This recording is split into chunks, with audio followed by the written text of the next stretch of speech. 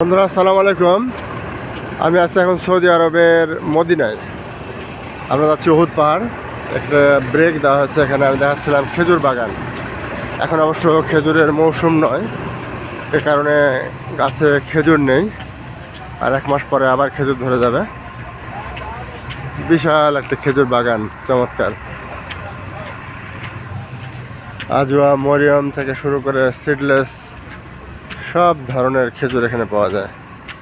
এখানে বসার জায়গা আছে, ক্লান্ত পথিকের চমৎকার বসার জায়গা। প্রতিটা গাছের গোড়া পাইপ লাগানো আছে, পাইপ দিয়ে পানি দেওয়া হয়। কত বড় বড় খেজুর গাছ, wow, excellent.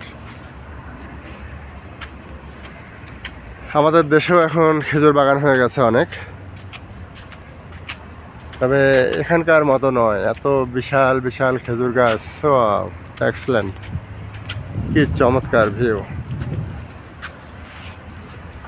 Okay friends, thanks for watching my page.